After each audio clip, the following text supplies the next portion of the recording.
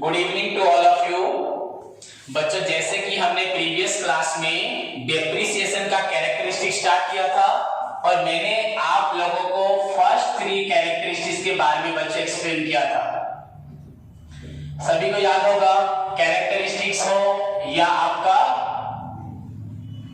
Nature हो या features of बच्चों, नेचर्स बोलो या नेचर बोलो, और फीचर्स ऑफ डेप्रिसिएशन।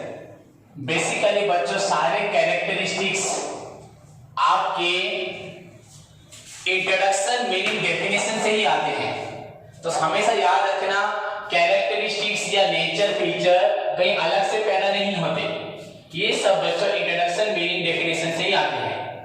और मैंने आपको first 3 point, it is a non cash item, it may be physical और functional, it is charge on fixed assets only, ये फर्स्ट 3 पॉइंट एक्सप्लेन किए थे। तो आज 4th नंबर पॉइंट पढ़ेंगे। आई थिंक किसी को डाउट नहीं होगा, और अगर किसी को डाउट है तो मैं 2 मिनट्स बोल सकता हूं, सभी ध्यान से सुने। बच्चे, जैसे कि मैंने आपको बताया था, बार-बार एक चीज को बता रहा हूं because it is one of the long question for your examination. Long question अगर ना भी आए तो right any 3 characteristics of depreciation. 4 characteristics आ सकता है, 5 एलिमेंट्स आ सकता है, तो इसको लिखना पड़ेगा। जैसे कि बच्चों जब मैंने एग्जांपल दिया था, दिल्ली से लेके आपके चंडीगढ़ तक एक ड्राइवर आपको लेके जाएगा, तो हमने उसके लिए पेट्रोल या फ्यूल खर्च किया 3000, ड्राइवर का चार्जेस था बच्चों 500, टोल टैक्सेस दिया 500, तो हमारा खर्च हुआ बच्चों 4000, रिटर्न हमें मिला, इनकम हुआ 8000, सो प्रॉफिट हुआ 4000। पर मैंने आपको प्रॉफिट ये नहीं बोला था, मैंने इसके साथ बच्चों एक अपवारिक टर्म बोला था, डेप्रिसिएशन। उसके लिए बच्चों मैंने 1000 रुपए ऐड कर दिया था, वो 1000 हो 500 हो जो भी हो, अभी सोच लो 1000 रुपए। तो यहाँ पे बच्चों ये हुआ टोटल 3 5 5 1000, ये 1000 5000। तो मैंने आपको प्रॉफिट बताया बच्चों 8000 माइनस 5000 इज इक्वल टू बच्चों 3000। तो इस पॉइंट को ध्यान से देखना है। और एक चीज बच्चों, क्यों तुम्हें तुम्हारे टीचर बार-बार एक चीज को पढ़ा रहे हैं, क्यों इतना डेप्थ में पढ़ा रहे हैं, उसको एनालाइज करो। यहां पर आपको मैंने खर्च किया 3000 पेट्रोल के लिए, 500 दिया ड्राइवर को, 500 दिया टैक्स को, तो मैंने एक्चुअली खर्च कितना किया 4000। जो लोग बैठ के गए मेरी गाड़ी में उन्होंने मुझे कितना दिया 8000, मेरा खर्च हुआ 4000, तो मेरी पॉकेट में कितना पैसा है 4000। मेरी पॉकेट में बच्चों 4000 है, 4000।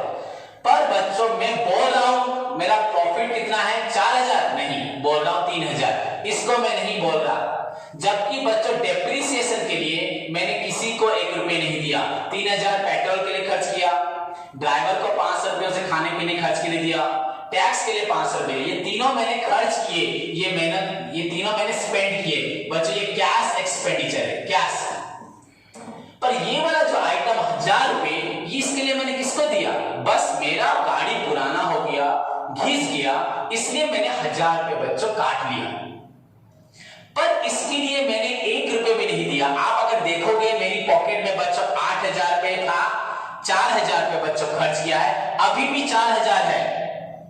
अगर मेरे पास अभी income tax department, accounting department, कोई भी, इनफैक्ट आप ही बोलोगे सर आपके पॉकेट में 4000 है, आप बोल रहे हो 3000 रुपए, मैं बोलूंगा 3000 रुपए, क्योंकि बच्चों मेरा एक्चुअल प्रॉफिट 3000 है। आप बोलोगे सर आपने 4000 रखा है, आप बोल रहे 3000, हाँ, क्योंकि ये 1000 रुपए बच्चों मैंने अपनी कार के लिए रखा है। जिस दिन मेरी कार डैमेज हो जाएगी, पुरानी हो जाएगी, रिपेयर जरूरत होगा या उसको नया कार लेके आना है, रिप्लेस करना है, तो मुझे तब ये 1000 रुपए जरूरत होगा। बच्चे एक बार में 1000 रुपए रखा, ऐसे हर बार में पैसा रखूंगा, जितना इनकम होगा हर बार इनकम में से कुछ पैसा रखूंगा, ऐसा नहीं एक बार रखूंगा। तो बच्चों जो भी सारे एक्सपेंडिचर बच्चों कैश एक्सपेंडिचर, इनके लिए मैंने कुछ ना कुछ खर्च किया है, पर इसके लिए मैंने कुछ भी किसी को 1 रुपए नहीं दिया। इनफैक्ट ये पैसा मेरी पॉकेट में, मेरी जेब में, मेरे बैंक में पड़ा हुआ है। 8000 बैंक में आपने ट्रांसफर किया था, 4000 मैंने खर्च कर दिया for petrol, driver and told tax. 4000 bank में भी पड़ा है बच्चों, इनकम टैक्स डिपार्टमेंट चेक भी करेगा, योर कैश इन हैंड 4000 दिखाई देगा, फिर मुझे पूछेगा, मैं बोलूंगा 3000 एंड वो एक्सेप्ट करेगा बच्चों, बिकॉज मैं वहां लिख दूंगा 1000 is kept for depreciation of my car. तो वो उसको एक्सेप्ट करेगा, सारी दुनिया इसको मानेगी बच्चों, कोई भी इसके बारे में आपको एक क्वेश्चन नहीं पूछेगा। अगर उसे मालूम पड़ा 1000 उन्होंने रिजर्व करके रखा है डेप्रिसिएशन के लिए। So that's why बच्चों, if you compare these three items with this last item, these three items are बच्चों cash expenditure, but this one is बच्चों non cash, so it is a non cash item or expenditure। तो exam में आएगा बच्चों, जो very important question आपके council में आता है, it is a cash item, so non cash item। Clear बच्चों? देन सेकंड पॉइंट आपका था फिजिकल और फंक्शनल। बच्चों सभी को याद रखना है ये सारे पॉइंट, जैसे तुम्हारे सर ने सब कुछ याद रखा है वैसे तुमको याद रखना है। इट मे बी फिजिकल और फंक्शनल। आपको ये पॉइंट भी बताया था बच्चों, आज मैं पढ़ा रहा हूं, अगर सपोज मेरा एक्सीडेंट हो जाता है तो आज मैं पढ़ा नहीं पाता, हाथ पैर टूट जाते हैं, तो फिजिकली हैंडीकैप हो गया बच्चों, डेप्रिसिएट हो गया। आज मेरे पास 100 बच्चे पढ़ रहे हैं, कल शायद 1-2 पढ़े या बिल्कुल ना पढ़े, तो फिजिकली बच्चों में पूरा खत्म हो गया। ठीक है, मैं फिजिकली हैंडीकैप नहीं हुआ, पढ़ा रहा और अच्छा पढ़ाऊंगा कल, और 2 साल के बाद और अच्छा पढ़ाऊंगा, 10 साल बाद और अच्छा, पर टाइम विल कम बच्चों, जब 60 साल का हो जाऊंगा रिटायर्ड, तब अच्छे से खड़ा नहीं हो पाऊंगा, ऐसे 10-10 घंटे लेक्चर नहीं दे पाऊंगा, तुम्हारे डाउट्स क्लियर नहीं कर पाऊंगा, इतनी रेज वॉइस में चिल्ला नहीं पाऊंगा, इनफैक्ट माइक लगाकर माइक बिना भी मैं चिल्लाता हूं। तो बच्चों टाइम विल कम जब मैं अपना हाथ से यहाँ लिख नहीं पाऊंगा, 1-2 घंटे में बैठ जाऊंगा, तो बच्चों तब मेरा हाथ भी होगा, आंख भी होगा, मुंह भी होगा, जीभ भी होगा, दांत सब कुछ होगा, ऐसे कपड़े पहने होंगे, पर मैं यहाँ खड़ा होके आपको इतनी देर तक पढ़ा नहीं पाऊंगा। फंक्शनली बच्चों सब कुछ होते हुए भी मेरा न्यूरोलॉजी सिस्टम अंदर से वीक हो जाएगा, मेरे हड्डी, मेरे नस बच्चों कमजोर हो जाएंगी, एंड मैं खड़ा होकर नहीं पढ़ा पाऊंगा। सो दैट इज बच्चों फंक्शनली। एक कार बच्चों अभी खरीद के लाओ, मर्सिडीज कार 1 करोड़ का, अभी ठोक के एक्सीडेंट कर दो बच्चों, फिजिकली डैमेज हो जाएगा, डेप्रिसिएट हो गया। एंड वही कार को अगर 10 साल चलाओगे बच्चों, धीरे धीरे चलने के बाद ना वो कार वैसे फर्स्ट डे की तरह आपका माइलेज दिखाएगी, ना आपका पिकअप दिखाएगी, ना आपको कंफर्टेबल लगेगा। जिस सीट पे बैठ के बहुत मजा आता था, आपको वो सीट पे बैठने का मजा नहीं आएगा, आपका मिरर में दिखाई भी नहीं देगा, आपका वैसे क्लोज, एक्सीलेटर, गियर कुछ भी अच्छे से स्मूथली काम नहीं करेगा। क्यों? क्या कुछ नहीं है? क्या फिजिकली कुछ खराब है? नहीं, फंक्शनली। सो डेप्रिसिएशन बच्चों फिजिकली भी हो सकता है एंड फंक्शनली भी हो सकता है। जरूरी नहीं, जो हमने बोला ना, depreciation is the decrease in the value of asset due to wear tear, वो वियर टियर बच्चों एक बार में टूट के भी हो सकता है, या धीरे धीरे यूज करने से भी बच्चों फंक्शनली वो वीक हो जाता है। सो डेप्रिसिएशन बच्चों में भी फिजिकल हो या फंक्शनल हो। सो डेप्रिसिएशन में भी डैश और डैश। द नेक्स्ट क्वेश्चन बच्चों आपका काउंसिल का, दैट इज हुआ फिजिकल और फंक्शनल।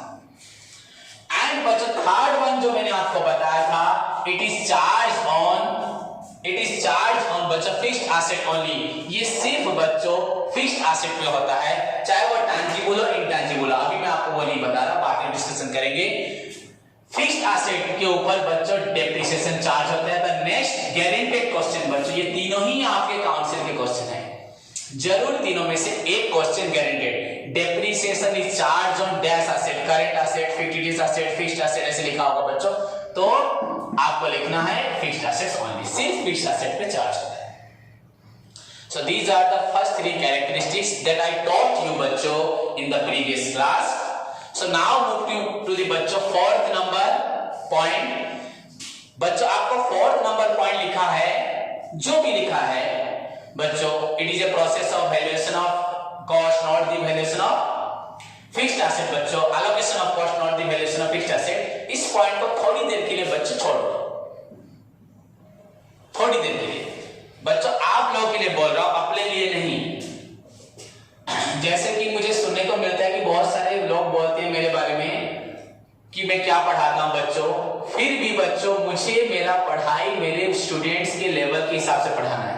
सारे पॉइंट्स भी समझोगे, इसको भी समझोगे, पर थोड़ा इसको छोड़ दो, तुमको इंटरेस्ट लगेगा पढ़ने में। जैसे non cash item, physical, functional, charge on fixed asset, तो वैसे ही बच्चों फ्रॉम द इंट्रोडक्शन पार्ट से हम सभी को मालूम है, it is nominal account by nature. Account मैंने छोड़ दिया है, it is nominal account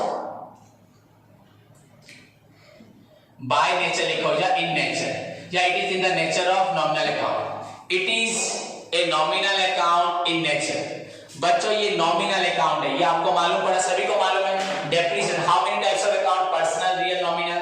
all expenses, losses, income, gains comes under बच्चों nominal account. So third character, next fourth character आपका हुआ, यहाँ पे फिफ्थ है, मैंने छोड़ दिया है एक पॉइंट। तो it is a nominal account in nature. Clear बच्चों? तो ये भी एक क्वेश्चन आ सकता है, depreciation by nature is dash account, तो आपको लिखना है नॉमिनल अकाउंट। क्लियर? तो as it is nominal account, next point आपका आ गया, it appears on the debit side. मैंने बताया था यहां पे बच्चों ये है, ये आपका है डेबिट साइड, आपको बताया था, इसको 4000 काट दो, ये हुआ आपका क्रेडिट साइड। ये इनकम साइड है, ये हमें मिला 8000। एंड बच्चों ये एक्सपेंडिचर है, 3000 पेट्रोल, 500 ड्राइवर, 500 बच्चों आपका हुआ टोल टैक्स एंड 1000 डेप्रिसिएशन। तो इसको हमेशा डेबिट साइड में लिखते हैं, द लेफ्ट साइड में, एक्सपेंडिचर में। So it appears on the बच्चों debit side of profit and loss account. Debit side मतलब एक्सपेंडिचर साइड। फिर बच्चों अगर मेरा कार का वैल्यू था 10 लाख सपोज,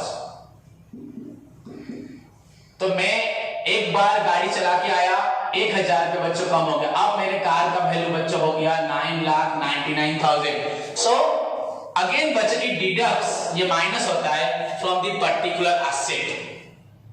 पहले तो डेबिट साइड में आएगा, फिर पर्टिकुलर एसेट से बच्चों माइनस होता है on asset side of balance sheet. Balance sheet की एसेट साइड में बच्चों पर्टिकुलर एसेट से माइनस होता है। क्लियर? सो दैट हमें एसेट का एक्चुअली वैल्यू कितना है, मेरा प्रॉपर्टी एक दिन पहले बच्चों 10 लाख का था, आज 9,99,000 का है। मेरा एक्सपेंडिचर बच्चों 4000 नहीं 5000 है। ये कब मालूम पड़ेगा? जब तुम इस लॉस को आप debit side of profit and loss account में पुट करेंगे एंड बच्चों एसेट से माइनस करेंगे। ये पॉइंट अगर आप याद नहीं रखोगे भी तो आपको चलेगा, क्योंकि जब मैं फाइनल अकाउंट पढ़ाऊंगा वहां पे आपको ये वाला पॉइंट मैं बताऊंगा, जिस चैप्टर को मैंने छोड़ दिया है। बल्कि मुझे पहले पढ़ाना चाहिए, पर आप लोगों के लिए जैसे कि आप इसको इजीली कर पाए, मैंने ये चैप्टर पहले पढ़ा दिया। क्लियर बच्चों? So it appears on the debit side of profit and loss account and deducts from particular asset on asset side of balance sheet. Next बच्चों, it is once charged, simple point, cannot be recoup. बच्चों आपका car एक दिन चला के आ गए, वो पुरानी हो गई, घिस गई, क्या फिर से नहीं हो जाएगी? वो आपका टायर फिर से पूरा नया हो जाएगा? एक बार बच्चों जमीन पे उतार के शूज पहन के जमीन पे चल के आ जाओ, उसमें जो स्क्रैच लगे वो फिर से नया बन जाएगा? कभी नहीं बनेगा। तो एक बार वैल्यू कम होने के बाद बच्चों आप जितना नया कर लो, जितना कलर लगा के पेंटिंग कर लो, वो बच्चों नया नहीं होगा। एक नया घर और एक 10 साल पुराने घर को पैच मार के कलर करके मॉडर्नाइज कर दो, क्या उसका वैल्यू क्या नया से ज्यादा हो जाएगा?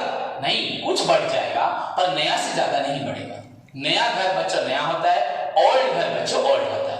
तो आपको सोचना है, घर अलग चीज है, घर का वैल्यू डेप्रिसिएट इतनी जल्दी नहीं होता, पर घर का वैल्यू भी डेप्रिसिएट होता है, लैंड का नहीं होता। घर का वैल्यू भी डेप्रिसिएट होता है on the basis of its condition. तो जो भी हो, it is once charged. Depreciation एक बार अगर चार्ज होता है बच्चों, कैन बी रिकूप्ड, कभी भी रिटर्न नहीं आता। एक बार वैल्यू कम होने के बाद फिर से ठीक नहीं होता। आप किसी चीज में भी देख लो, आपका कोई भी घर में कोई सामान देख लो, कोई भी चीज बच्चों, नया चीज एंड एक बार वो घिसने के बाद फिर नया नहीं होगा, जितना भी पॉलिश कर लो आप लोग। Clear? So it is once charge can not be recouped after. So this one भी जो बच्चों 7 पॉइंट, अभी तक हमने 6 पॉइंट डिस्कशन किए, एक को छोड़ दिया है। It is a non cash item, non cash item. Then बच्चों इट मे बी फिजिकल और functional. It is charged on fixed assets only. It is a nominal account in nature. It appears on debit side of P&L account. Deducts from particular assets on asset side of balance sheet. It is once charged बच्चों can't be recouped after. Cannot be recouped after. कभी भी दोबारा recoup नहीं हो पाएगा। Now बच्चों it is always charged. देखो it is always charged बच्चों in a systematic manner. ये हमेशा बच्चों सिस्टमेटिक मैनर पे होता है।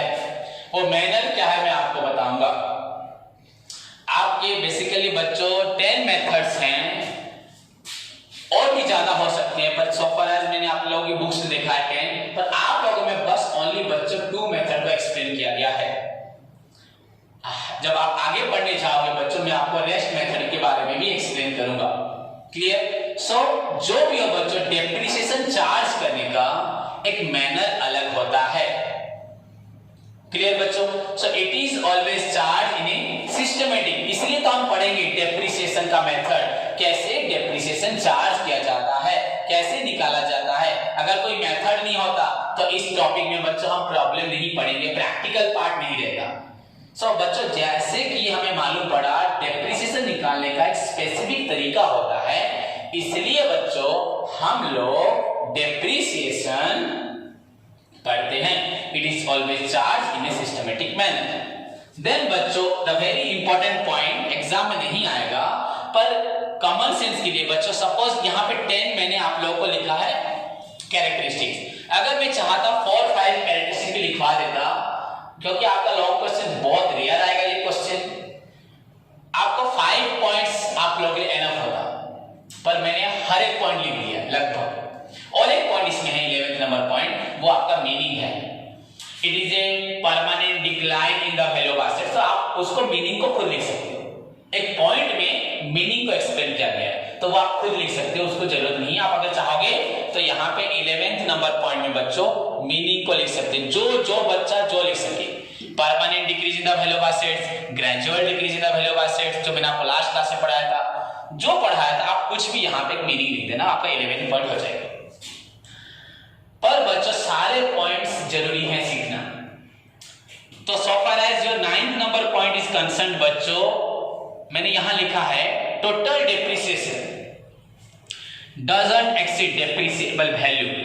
ये बच्चों एक इंटेलिजेंट टर्म है, इसको समझना दिमाग वाले लोगों का काम है।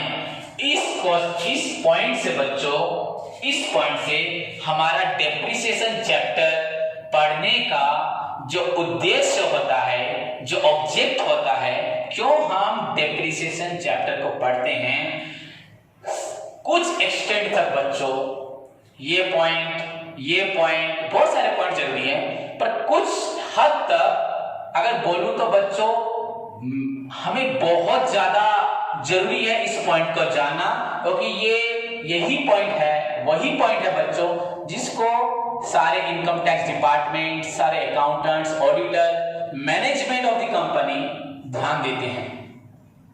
तो बच्चों इसको जानने के लिए आप एक चीज यहां पे ध्यान से देखें,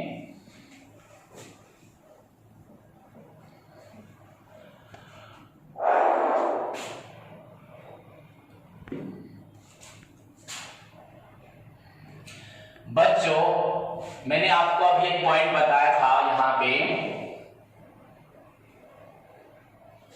यहां लिखते वक्त बताया था, हमने ड्राइवर को दिया 3000, ओके, पेट्रोल के लिए दिया 500, टोल टैक्स दिया बच्चों 500, 1000 दिया बच्चों आपको डेप्रिसिएशन के लिए। बल्कि ये पैसा मैंने किसी को नहीं दिया, ये मैंने स्पेंड किया, खर्च किया, ये मैंने स्पेंड किया, ये मैंने स्पेंड किया, पर इसके लिए मैंने कोई भी पेमेंट किसी को नहीं दिया। ये मेरे पास है, ये मेरे पास है बच्चा, फिर भी मैं इसको खर्च में शो करके खर्च दिखा रहा हूं 5000। मैं बोल रहा हूं टोटल एक्सपेंडिचर बच्चों मेरा हुआ 5000, जबकि खर्च हुआ है 4000। तो आपको इसी पॉइंट को ध्यान से सुनना है, क्यों सर ने ऐसा किया। देखो बच्चों, पहली बात यहां पे एक चीज आपको जानना है कि ये 1000 रुपए सर लेके क्या करेंगे। ये जो 1000 रुपए मैंने खर्च में शो किया, जबकि मेरी पॉकेट में पड़ा है 1000 रुपए, मेरे को 8000 रुपए दिया था उस आदमी ने, मैंने खर्च पेमेंट किया 4000 रुपए, पॉकेट में अभी भी 4000 है, पर बोल रहा हूं बच्चों 3000 है। सब देख रहे हैं भैया आपके सर, आपकी पॉकेट में 4000, आप 3000, मैं बोल रहा हूं हाँ 4000 है, पर मैं बोलूंगा दुनिया को 3000, दिखाऊंगा 4000, पर देखो 3000 प्रॉफिट, ये 1000 मैंने रख दिया है, किसके लिए, डेप्रिसिएशन, क्योंकि जब मेरा एसेट खराब होगा तब मैं एसेट को रिप्लेस करूंगा। तो यहां पे बच्चों एक बहुत ही ज्यादा एक सेंसिटिव पॉइंट है जो हमें समझना बहुत जरूरी है। आप लोग इधर उधर ध्यान देते हैं, मस्ती करते हैं, घूमते रहते हैं बच्चों, एंड सबसे बड़ी बात, आप मुझे इग्नोर कर रहे हो। अगर आपको जीवन में अकाउंटेंट बनना है तो मैं आपको पूरे ब्रह्मांड में बोल दूं, कोई भी टीचर आए मुझसे टेस्ट करवा ले कि हाँ ये शायद बच्चों को इस लेवल तक नहीं पढ़ा पाता, तो मैं आपको 100% आश्वासन देता हूँ वो कभी भी मुझे फेल नहीं कर पाएगा। चाहे मुझे 100% मार्क ना दे, पर मैं तुमको पूरा कंप्लीट पढ़ाता हूँ, किसी एक पॉइंट में भी गलत नहीं। पर अगर आप इधर उधर सुनेंगे, इधर उधर ध्यान देंगे, तो ऐसी चीजों को इग्नोर कर देंगे जो आपको बड़े प्लेटफॉर्म के लिए जानना बहुत ही कंपलसरी, मैंडेटरी है। इसके बिना बड़ी चीजों को कभी अचीव नहीं कर पाओगे। तो बच्चों ध्यान से मुझे सुने, ये 1000 रुपए में क्या करूंगा। बच्चों इस 1000 रुपए को मैं लेके बैंक में या अपने पास, बच्चों बैंक में हो या अपने पास 1000 रुपए को रखूंगा। फिर अगली बार जब डेप्रिसिएशन होगा तब भी 1000 रुपए रखूंगा। ऐसे साल भर, 1 ईयर में बैंक में लगभग बच्चों 50,000 सपोज मैंने रख लिया। आप सोचो मत कि एक दिन में 1000, शायद जाके आने में 2-3 दिन भी रखा होगा, जो भी होगा। मैंने साल भर का बच्चों 50,000 रुपए रखा। कल मैंने आपको एक एग्जाम्पल बताया था, आप उस एग्जाम्पल को याद करना, 48,000 वाला। तो साल भर में मैंने अपनी गाड़ी के लिए बच्चों 50,000 रुपीज रखा। ध्यान से सभी स्टूडेंट सुने, मैंने अपनी गाड़ी के लिए हर बार प्रॉफिट में से कुछ पैसा निकाल के यहां रखा, क्योंकि कल जब मेरी गाड़ी, सपोज मेरी गाड़ी का वैल्यू है 5 लाख, मैंने आपको बताया था, और सपोज ये गाड़ी मेरा 10 इयर्स चलेगा, एस्टिमेट किया गया 10 इयर्स के बाद ये गाड़ी काम नहीं करेगा एंड मुझे बेचना पड़ेगा। तो बच्चों बेच के सपोज मुझे 20,000 मिलेगा। कल बताया था आप सभी को, बेच के सपोज मुझे इस गाड़ी से 20,000 मिलेगा। तो बच्चों एक्चुअली मेरा लॉस इन 10 इयर्स कितना हुआ? 4,80,000। ध्यान से देखो, 5 लाख की कार है, it is estimated that the car will run बच्चों फॉर 10 इयर्स, आफ्टर दैट वो नहीं चलेगा एंड आपको उसको कबाड़ी वाले को, जंग डीलर को बेचना पड़ेगा स्क्रैप के रूप में।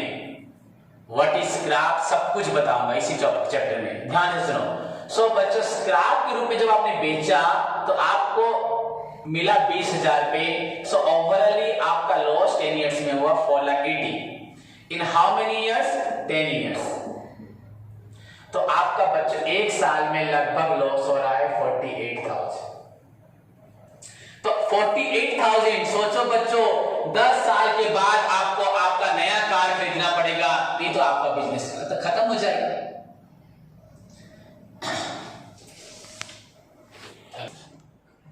सो बच्चों मैंने आपको जैसे बताया कि हर साल मेरा डेप्रिसिएशन होगा 48,000। तो बच्चों अब यहां पे आपको ध्यान देना है, सब तो ये मैंने 450 लिखा था ना, सपोज ये 48,000 भी हुआ।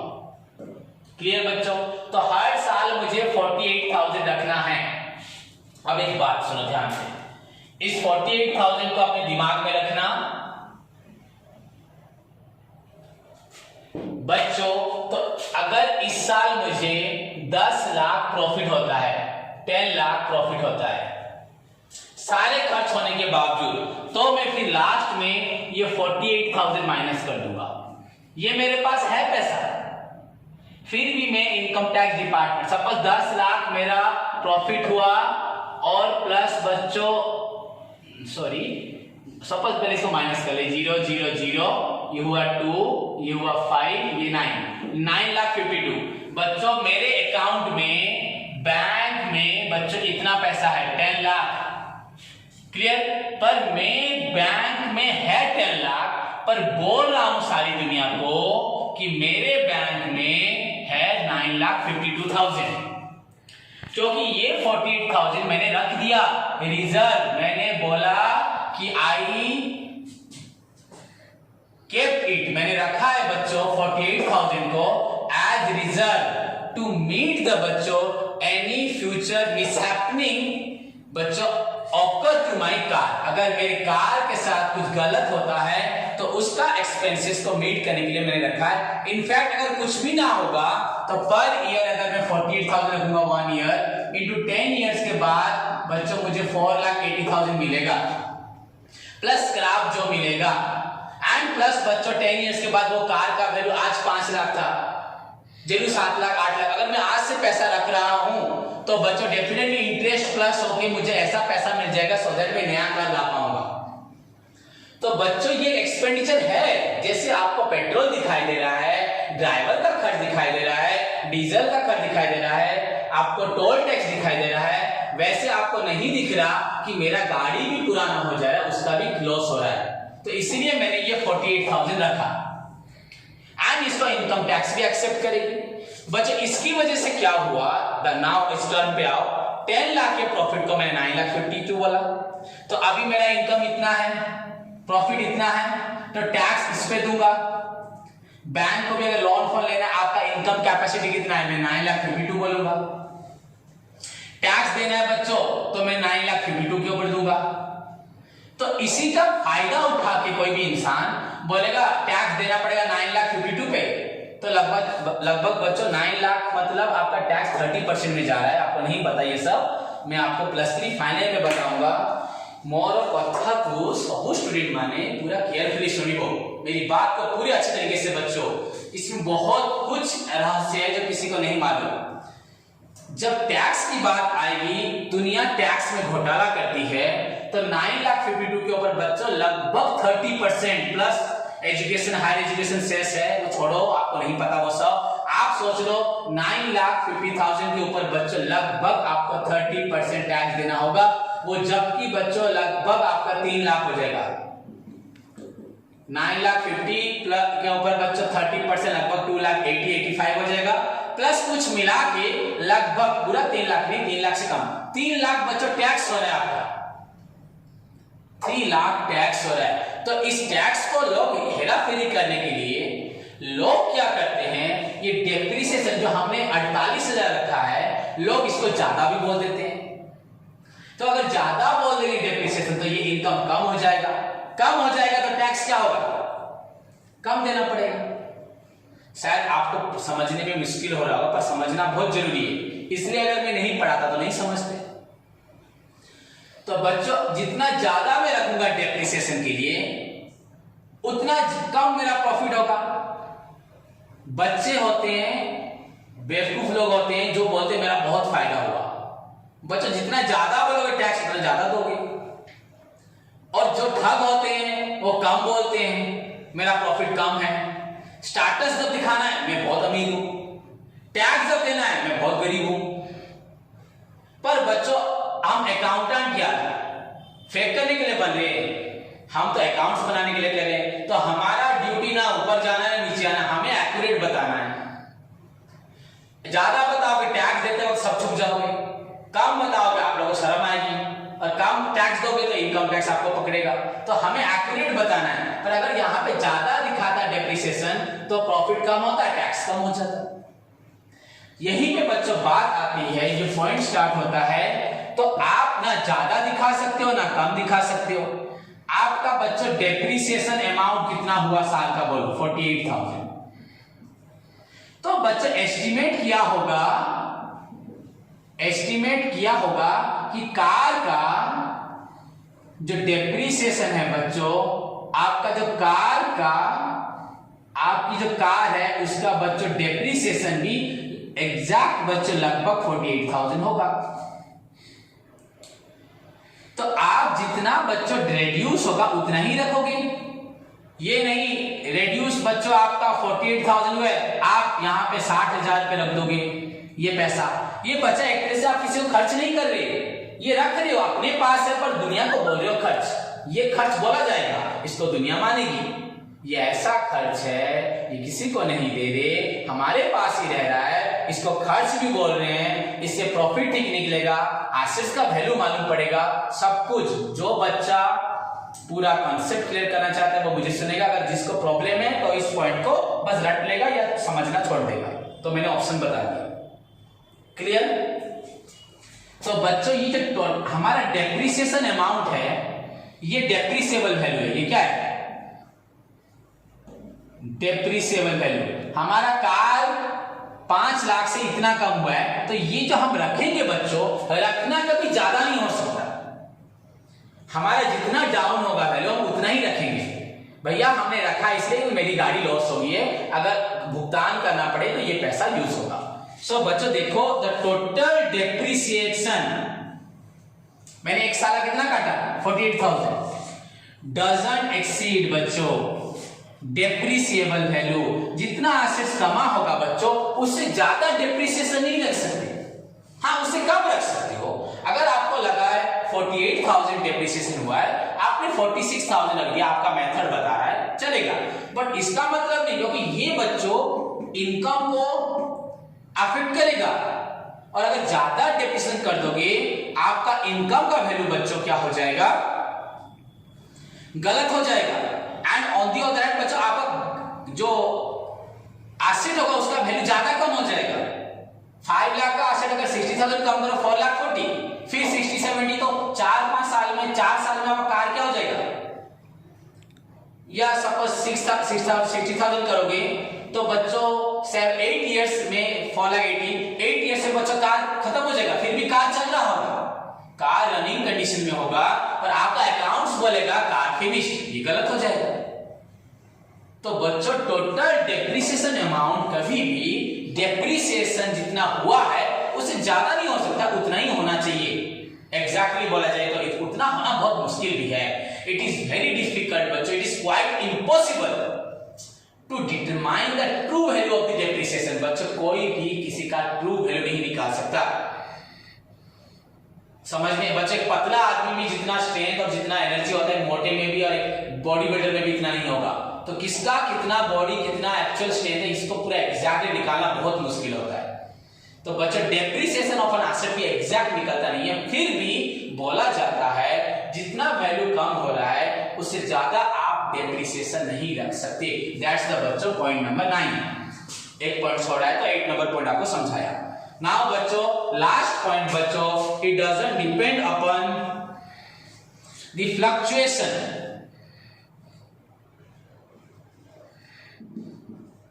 इन मार्केट प्राइस। बच्चों fluctuation in market price, suppose क्या होता है, सपोज मैंने एक मोबाइल खरीदा। ओके बच्चों, अगर मैं आपको एक परफेक्ट एग्जांपल देता हूं, आज का current market condition, Oppo Reno 3 Pro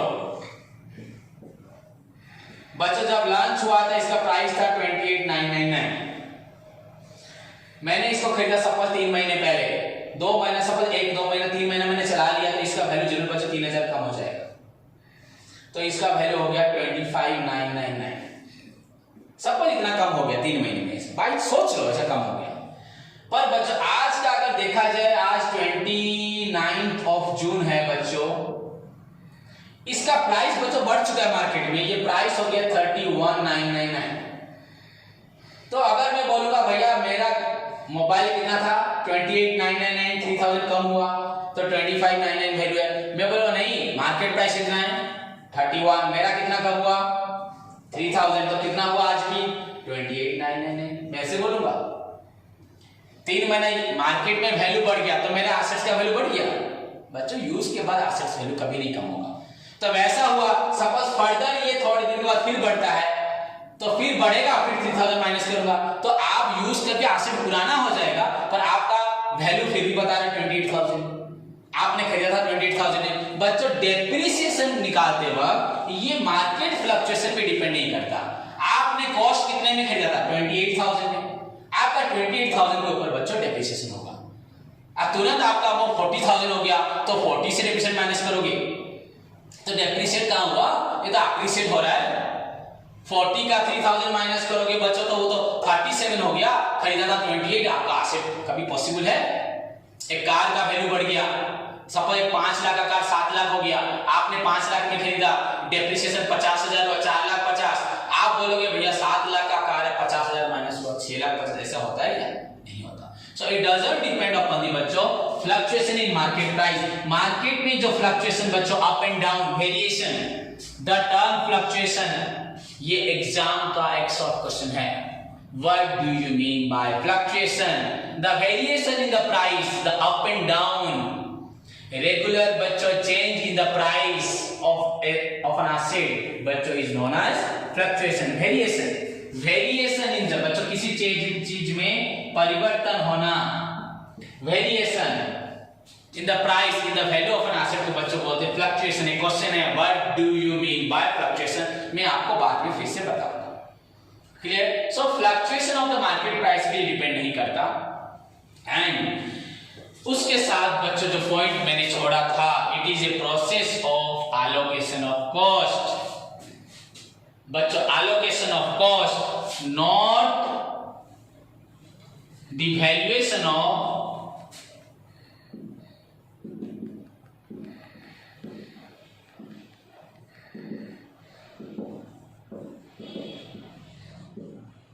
बच्चों अच्छे से पढ़ो, वरना आप लोग अपनी हरकतों की वजह से रिजल्ट खराब करोगे। अगर मैं इतना डिटेल में पढ़ाऊंगा और आप लोग नहीं पढ़ोगे तो इसको मैं अपना दुर्भाग्य बोलूंगा, ये सौभाग्य बोलूंगा। मैं अपनी मेहनत करता हूँ, हमेशा आपको बोला यहाँ पे आपकी चारों तरफ एरिया में कोई टीचर नहीं पढ़ाएगा। ये तो सभी टीचर का हर कैरेक्टर बन गया कि दूसरे टीचर के ऊपर कमेंट मारना, पर मैं कमेंट नहीं मार रहा। मैं एक दिन आपके जैसा ही था और आपके लेवल से ही बड़ा हुआ हूँ, तो मैं सबको जानता हूँ। पर अगर आप लोग मेहनत नहीं करोगे तो अपने सुनहरे सपने को खाली सपने में रखोगे। It is a process of allocation of cost. बच्चों एक्चुअली मेरा एम था कॉस्ट निकालना, तुरंत समझ जाओगे। मैंने पेट्रोल दिया 3000 का, ड्राइवर को दिया 500, टोल टैक्स दिया 500, उसी एक चीज को रिपीट कर रहा हूं। एंड बच्चों 1000 रुपए डेप्रिसिएशन, तो कॉस्ट कितना हुआ? 5000 हुआ। अगर इस पॉइंट को नहीं लिखता तो आप बोलते मेरा खर्च 4000 हुआ। सो मेरा ऑब्जेक्ट बच्चों पर यहाँ पे हमें यह मालूम पड़ गया कॉस्ट 5000 हुआ, प्रॉफिट बच्चों हमारा 3000 हुआ, एंड मेरा एसेट का वैल्यू बच्चों 10 लाख था। सपोज 10 लाख या 5 लाख जो भी हो, 1000 रुपए बच्चों कम गया। मैं कभी 5 लाख लिया था, 10 लाख, तो सोच लो चाहे जो भी हो, 1000 रुपए बच्चों कम गया तो एसेट का वैल्यू 9,99,000। ये ऐसे एग्जाम्पल। और ये बच्चों हमें डेप्रिसिएशन निकालने से ये भी मालूम पड़ता है कि मेरा एसेट एक्चुअली और 10 लाख का नहीं है, कम हो गया है। पर मेरा ऑब्जेक्ट एसेट का वैल्यू निकालना नहीं था। मेरा एसेट कितना है वो मेरा निकालना ऑब्जेक्ट नहीं है। अकाउंटिंग बच्चों, the aim of accounting is to find out the true profit. True profit कब निकलेगा बच्चों? जब आपको ट्रू इनकम मालूम है। ट्रू इनकम तो मेरा 8000 है, पर ट्रू एक्सपेंडिचर कितना है आपको दिख रहा है 4000, पर है 5000। सो it is a process of बच्चों एलोकेशन ऑफ कॉस्ट। कॉस्ट था पेट्रोल, ड्राइवर खर्च, पेट्रोल बच्चों आपका ड्राइवर, आपका बच्चों टोल टैक्स, पर आपका बच्चों और एक डेप्रिसिएशन एलोकेट किया। एक 3 खर्च के ऊपर एक चौथा खर्च मैंने ऐड किया। So it's a process of allocation of cost. Actually बच्चों मेरा काम है डेप्रिसिएशन में कॉस्ट को और भी दिखाना कि एक्चुअली इतना खर्च हुआ, 4000 नहीं 5000 हुए। पर मेरा एम नहीं है not the valuation of fixed asset. मेरा एम कभी एसेट का वैल्यू निकालना नहीं है, पर वो अपने आप निकल जाता है। हम खर्च निकालते निकालते, ट्रू प्रॉफिट निकालते निकालते हम और एक ऑब्जेक्टिव सॉल्व कर देते हैं, वो होता है एसेट्स का वैल्यू निकालना। पर actually depreciation is the process of allocation of cost. कितना खर्च हुआ है? मैं गैस पे आलू चौबरा बना रहा हूँ, सपोज समोसा बना रहा हूँ, तो मैंने मैदा खर्च किया, तेल खर्च किया, प्याज खर्च किया, आलू खर्च किया, मसाला खर्च किया, लेबर खर्च किया, घर का लाइट खर्च किया, गैस की सिलेंडर में गैस खर्च हुआ, केरोसिन खर्च हुआ, सबको मैंने हिसाब किया। पर बच्चों मेरा गैस चूल्हा है वो भी घिस गया, मेरे बर्तन घिस गए, बर्तन पुराने हो गए, वो मैंने हिसाब नहीं किया। अगर उसको हिसाब करूं तो मेरा समोसा का कॉस्ट अगर 4 रुपए, वो आपको जरूर 4 रुपए से और 20 पैसे या 50 पैसे ज्यादा दिखाई देगा। तो आपको बच्चों कॉस्ट निकालना है, आपको जो दिखता है आपने उसको ऐड कर दिया, जहां खर्च कर रहे हैं, एंड जो चीज पुराना हो जा रहा है उसको आप छोड़ दे रहे हैं। उसको निकालने के लिए तभी निकालोगे, तभी आपको मालूम पड़ेगा खर्च 4000 नहीं 5000 हुआ, प्रॉफिट 4000 नहीं 3000 हुआ। So it is a process of बच्चों allocation of cost. Not the valuation of fixed asset. तो डेप्रिसिएशन का एम कभी भी बच्चों फिक्स्ड एसेट निकालना नहीं है, इसका एम है कॉस्ट निकालना है. So it is all about the characteristics of बच्चों depreciation. Non-cash item, it may be physical, functional, it is charged on fixed asset only, it is a process of allocation of cost, not the valuation of but fixed asset. It is a nominal account in nature, it's shown on debit side, it's shown on debit side of P&L account and but deducted from particular asset on asset side of balance sheet. It is once charged बच्चों फिर कभी नहीं बढ़ती, it is charged in a systematic manner. The total depreciation amount बच्चों does not exceed depreciable value and it doesn't affected by fluctuation in market price से affect नहीं होता कि इस साल हमने 10% सबका डेप्रिसिएशन निकाला 28 के ऊपर, नेक्स्ट ईयर बच्चों बढ़ जाएगा तो 31 के ऊपर निकले, ऐसा नहीं होता. And finally you can write बच्चों meaning depreciation is a decline in the value of asset. So मैंने आपको 11 पॉइंट्स बताए. You can write as per the question बच्चों. If 1 mark question write characteristics नहीं भी लिखा तो 1 ही लिखना है, कोई भी लिख दो बच्चों, it is a non cash item. 2 marks में 3 पॉइंट, 3 मार्क्स में बच्चों 5 पॉइंट एनफ और नहीं लिखना. सो it is all about the बच्चों कैरेक्टरिस्टिक्स ऑफ डेप्रिसिएशन. सो बच्चों it is all about the characteristics, features या नेचर्स या एलिमेंट्स भी अगर आए ऑफ डेप्रिसिएशन ये होगा. तो इन सभी को आपको याद रखना है, पूरा याद परफेक्शन के साथ. और जो जो बातें मैंने बोली सभी स्टूडेंट क्लास के 10 मिनट पहले आके क्लास के लिए रेडी रहे. खाना है, किसी को पीना है, चाय पीना है, पापा बोल रहे हैं, मम्मी बोल रहे हैं, सबको बोल दो कि सर ने बोला है काम करना है. एंड ऐसा कोई काम हो जिसको दूर ना कर सके, कोई बीमार हो, मम्मी पापा की तबीयत खराब है, घर में कोई प्रॉब्लम है, तभी आप इग्नोर कर सकते हो. पर आपके छोटे छोटे कामों के लिए आप पढ़ाई को इग्नोर करना कभी भी सही नहीं होगा. तो 10 मिनट पहले आओ, इसको जो पढ़ाया प्रीवियस क्लास में उसको लर्न करो पहले से, फिर सर के आने का वेट करो. इनफैक्ट सर को भी कॉल कर सकते हो. सो इट इज योर ड्यूटी बच्चों, इसको अच्छे से पढ़ो. एंड होमवर्क में अभी आपको दे रहा हूं, उसको आप देख लीजिएगा और सभी होमवर्क करके मुझे कल सुबह 2 बजे तक दिखाएंगे. तो तब तक के लिए take care, God bless you all.